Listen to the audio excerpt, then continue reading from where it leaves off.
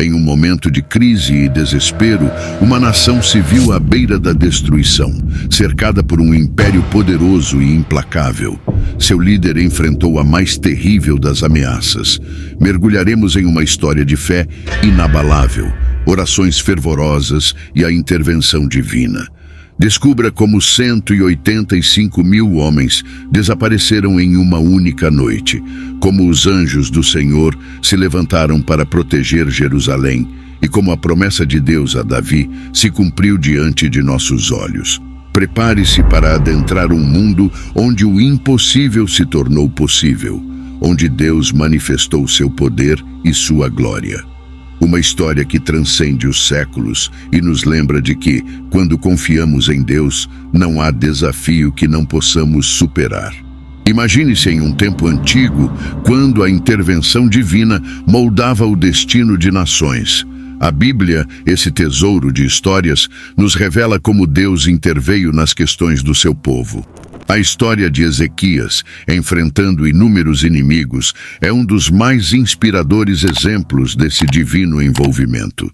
Ezequias, um homem cuja luz brilhava em contraste com a sombra de seu terrível pai, Acás. Ele demonstrou uma rara honra, fazendo o que era correto aos olhos do Senhor, assim como seu antecessor, o lendário Davi. O livro de 2 Reis, capítulo 18, versículos de 1 a 3, nos revela: E sucedeu que no 3º ano de Oséias, filho de Elá, rei de Israel, começou a reinar Ezequias, filho de Acás, rei de Judá. Tinha 25 anos de idade quando começou a reinar e 29 anos reinou em Jerusalém. E era o nome de sua mãe Abi, filha de Zacarias. E fez o que era reto aos olhos do Senhor, conforme tudo o que fizera Davi, seu pai. Ezequias não se limitou a governar com justiça. Ele desafiou a escuridão da idolatria que assolava a terra, derrubando os altos lugares de culto e erradicando os postes idólatras de Aserá. Continuando a jornada de Ezequias, vemos um líder corajoso que não apenas honrou os mandamentos do Senhor, mas também desafiou as práticas pagãs de seu tempo. Como está registrado em 2 Reis, capítulo 18, versículos 4 e 5. Este tirou os altos e quebrou as estátuas e deitou abaixo os bosques e fez em pedaços a serpente de metal que Moisés fizera. Porquanto até aquele dia os filhos de Israel lhe queimavam incenso e lhe chamavam Neustã. No Senhor, Deus de Israel, confiou, de maneira que depois dele não houve seu semelhante entre todos os reis de Judá, nem entre os que foram antes dele. No 14º ano do reinado do sábio Ezequias, o rei Senaqueribe da Assíria marchou com seu poderoso exército para conquistar todas as cidades fortificadas de Judá, uma após a outra. A exceção notável era Jerusalém, a joia da coroa do reino de Ezequias, que permanecia inexpugnável. Confrontado com a ameaça avassaladora da Assíria, Ezequias tomou uma decisão difícil e corajosa. Ele enviou uma mensagem humilde ao rei Senaqueribe, em Laquis, reconhecendo que havia cometido um erro e implorando que a invasão fosse detida. Disposto a fazer o que fosse necessário para salvar seu povo da destruição, Ezequias concordou com o imposto de tributo imposto pelo rei da Assíria, 300 talentos de prata e 30 talentos de ouro. A coragem de Ezequias em admitir seus erros e sacrificar os tesouros de Judá para evitar o sofrimento de seu povo era notável. Ele despojou o templo do Senhor, retirando a moldura de ouro das portas sagradas e os umbrais revestidos, entregando tudo ao rei Senaqueribe. Senaqueribe era um adversário formidável que Ezequias estava determinado a enfrentar. Infelizmente, a sorte não estava ao lado de Judá nesse momento. As cidades fortificadas caíram uma a uma, exceto Jerusalém. Essa era uma virada desafiadora na história de Ezequias e de Judá. Ezequias, com sua humildade e sacrifício, tentou de todas as maneiras proteger seu povo da terrível fúria da Assíria. Por mais desafiadoras que as circunstâncias já fossem, a situação estava prestes a se tornar ainda mais tensa. Deus havia cercado os assírios ao redor de Jerusalém, testando a fé de Ezequias e demonstrando seu poder ao povo de Judá. Senaqueribe, contudo, não parecia satisfeito com o resgate oferecido por Ezequias, ou talvez estivesse determinado a completar sua conquista de Judá de qualquer maneira. O rei assírio enviou uma delegação de alto escalão e um grande exército para Jerusalém, exigindo a rendição da cidade. A tensão estava no ar e Jerusalém enfrentava uma ameaça iminente. O porta-voz real de Senaqueribe, determinado a convencer Ezequias e seu povo a renderem-se, fez o que acreditava ser um caso factual. Seus argumentos eram convincentes e exploravam as fraquezas percebidas de Judá. Primeiramente, ele argumentou que o Egito, aliado de Judá, era inútil e não viria em seu socorro. Essa era uma dura realidade que todos sabiam ser verdadeira. Em segundo lugar, ele apontou para a destruição dos locais de culto por Ezequias, mencionando os altos e altares proibidos. Embora Ezequias estivesse certo em sua decisão, era um assunto polêmico que levantaria dúvidas mesmo entre os apoiadores do rei. O porta-voz também ressaltou a fraqueza do exército de Judá, insinuando que não tinha força para resistir ao poderoso exército assírio. Isso era amplamente percebido como verdade, especialmente depois da tentativa de suborno de Ezequias. Por fim, ele alegou que o próprio Senhor havia ordenado a invasão, insinuando que Deus estava do lado dos assírios. Isso era uma mentira, mas para o povo desmoralizado de Jerusalém, poderia ter parecido que ele estava correto. Afinal, seus vizinhos do norte já haviam caído para a Síria. E agora esses conquistadores cruéis estavam à sua porta. O porta-voz de Senaqueribe advertiu o povo de que Ezequias não poderia salvá-los da Assíria e instou-os a não confiar no Senhor, afirmando que Jerusalém seria entregue nas mãos do rei assírio. A cidade estava à beira de um precipício e Ezequias e seu povo enfrentavam um teste crucial de fé e liderança. O porta-voz assírio também lançou dúvidas sobre as promessas de Ezequias de que o Senhor viria em auxílio de Jerusalém. Quanto tempo o povo de Judá continuaria a confiar em seu rei? Em suas palavras, ele ofereceu ao povo de Jerusalém uma visão tentadora de paz e prosperidade em troca de sua rendição. Eles poderiam comer dos frutos de suas vinhas e figueiras, beber das águas de seus poços e ser levados para uma terra semelhante à sua, repleta de grãos, vinho novo, azeite de oliveira e mel. Em um momento de cercamento iminente e isolamento, essas promessas podem ter soado sedutoras. Entretanto, como ocorre com tantas tentações, o porta-voz assírio prometia mais do que poderia entregar. Da mesma forma, Satanás tenta os crentes com ofertas atraentes, mas o pecado nunca cumpre todas as suas promessas. O povo de Jerusalém, obediente às ordens do rei de não responder, permaneceu em silêncio, deixando a provocação sem resposta.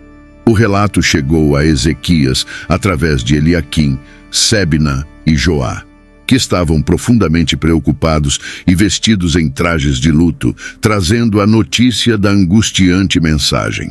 O rei e seu povo estavam diante de um dilema terrível e a fé deles seria testada até o limite. O impacto da mensagem de Senaqueribe foi imenso e a notícia de sua mensagem chegou ao rei Ezequias. Desesperado e aflito, o rei rasgou suas roupas e se vestiu com saco, um sinal de luto e humildade. Mesmo em sua angústia, o rei Ezequias buscou refúgio no templo do Senhor para adorar. Ele tomou uma medida que seus antecessores raramente faziam. Enviou uma delegação vestida de saco para buscar orientação do Senhor por meio do profeta Isaías. Eles explicaram a terrível situação de Judá e informaram a Isaías que o líder assírio estava zombando do Deus vivo. Isaías, o profeta, já estava ciente da situação, pois Deus conhecia todas as coisas. Ele transmitiu uma mensagem de Deus aos servos de Ezequias, começando com a poderosa declaração: "Não tenha medo". Essas palavras aparecem com frequência na Bíblia como um lembrete do Senhor para acalmar seu povo, inspirando confiança e assegurando que ele tem tudo sob controle. Deus não apenas ouviu as blasfêmias proferidas pelo emissário do rei assírio, mas também tinha um plano para responder a elas. Enquanto o porta-voz real de Senaqueribe aguardava ansiosamente uma resposta de Ezequias, uma notícia surpreendente chegou a seus ouvidos. O rei assírio havia retirado seu exército de Laquis e estava agora empenhado em uma batalha em Líbna, uma cidade a cerca de 40 quilômetros a sudoeste de Jerusalém. O rei assírio desviou sua atenção de Jerusalém temporariamente, acreditando que retornaria em breve para cumprir suas ameaças anteriores. Ezequias recebeu uma carta das mãos dos mensageiros que traziam as ameaças de Senaqueribe. Em vez de reagir com desespero, ele subiu à casa do Senhor e espalhou a carta diante de Deus. Com reverência e humildade, Ezequias dirigiu sua oração ao Deus de Israel, que estava entronizado acima dos querubins da arca no templo. Ezequias reconheceu o Senhor como o único Deus verdadeiro, Criador dos céus e da terra. Com fervor, ele pediu a Deus que inclinasse seu ouvido e visse as palavras insultuosas de Senaqueribe, que havia enviado para desafiar o Deus vivo. Ezequias expressou sua compreensão de que os reis assírios haviam devastado nações e seus deuses, mas esses deuses não eram reais, eram apenas criações humanas de madeira e pedra, impotentes diante do poder divino. Ezequias concluiu sua oração implorando a Deus que o salvasse da mão de Senaqueribe, para que todos os reinos da terra soubessem, sem sombra de dúvida, que só o Senhor é Deus. Sua oração era um ato de confiança e dependência absoluta em Deus, reconhecendo sua soberania e poder sobre todas as circunstâncias. Deus ouviu a oração fervorosa de Ezequias e mais uma vez escolheu falar por meio do profeta Isaías. Com palavras poéticas, Isaías lançou uma resposta que ecoaria através das eras, ridicularizando a arrogância de Senaqueribe e exaltando o governo soberano de Deus sobre as nações. Senaqueribe havia zombado não apenas de Judá e seu rei, mas blasfemou contra o Santo de Israel. Embora ele se orgulhasse de suas conquistas e julgasse que suas vitórias eram de sua própria autoria, ele estava completamente alheio ao fato de que Deus havia predeterminado cada uma dessas ações como parte de seu plano divino. O rei assírio era apenas uma peça no tabuleiro de xadrez do reino de Deus. Deus estava ciente de todos os pensamentos e ações de Senaqueribe, incluindo sua arrogância e ira direcionadas a ele. Senaqueribe logo descobriria a magnitude de sua própria insignificância quando Deus, como um habilidoso pescador, inserisse seu anzol no nariz do rei assírio e o arrastasse de volta para a Assíria. Em seguida, Isaías ofereceu um sinal de Deus a Ezequias, indicando que no primeiro ano a terra produziria frutos espontaneamente, no segundo ano o que crescesse por si mesmo seria colhido, e no terceiro ano as pessoas poderiam plantar, colher e desfrutar dos frutos das vinhas. Isso simbolizava o retorno da prosperidade à terra de Judá. Assim, o Senhor declarou sobre o rei da Assíria: pelo que assim diz o Senhor acerca do rei da Assíria: não entrará nesta cidade, nem lançará nela flecha alguma, tampouco virá perante ela com escudo, ou levantará contra ela tranqueira. Pelo caminho por onde vier, por esse voltará. Mas nesta cidade não entrará, diz o Senhor, porque eu ampararei esta cidade para a livrar, por amor de mim e por amor do meu servo Davi. Isaías capítulo 37, versículos de 33 a 35. O Senhor prometeu proteger a cidade por amor a si mesmo e em honra ao seu servo Davi. Deus estava firme em sua decisão de não permitir que algum rei assírio inexperiente frustrasse seus planos. Ele também estava comprometido em cumprir sua promessa a Davi, que envolvia manter um de seus descendentes no trono de Jerusalém para sempre. Esta promessa divina culminaria na realeza de Jesus Cristo, nosso Senhor. Naquela noite, o anjo do Senhor saiu e feriu 185.000 homens no acampamento dos assírios. Quando os sobreviventes acordaram pela manhã, todos os 185.000 estavam mortos. Diante desse terrível golpe divino, Senaqueribe, o rei da Assíria, partiu e retornou à sua casa em Nínive. Assim, em um instante, com apenas um golpe do anjo do Senhor, Ezequias e Jerusalém foram libertados de seu temível inimigo. A fúria divina abateu-se sobre o exército assírio, resultando na morte de 185.000 soldados assírios, um golpe devastador. Senaqueribe, o orgulhoso rei assírio, que zombou do Senhor e menosprezou a proteção divina a Jerusalém, foi forçado a voltar para casa, sem seu exército e sua ambição de conquistar a cidade. E mais tarde, enquanto ele estava em adoração no templo de seu Deus, Nisroque, seus próprios filhos, Adrameleque e Sarezer, o assassinaram. O rei assírio, que havia blasfemado contra o Deus de Israel, encontrou seu trágico fim nas mãos de sua própria família. Esta história serve como um lembrete impressionante da soberania de Deus e sua capacidade de vir em socorro de seu povo, mesmo em tempos de grande adversidade e perigo. Senaqueribe, que ousou desafiar o Deus vivo, teve sua arrogância e sua ameaça desfeitas de forma dramática, demonstrando mais uma vez que o Senhor protege aqueles que confiam nele. À medida que nossa jornada chega ao fim, somos lembrados de que a história do rei Ezequias e a intervenção divina nos ensinam lições eternas, lições de confiança, coragem e perseverança em face das adversidades mais sombrias. Que esta história inspire você a enfrentar seus próprios desafios com fé inabalável, a buscar a intervenção divina em seus momentos de necessidade e a confiar que, como Ezequias, você também pode testemunhar o poder transformador de Deus em sua vida.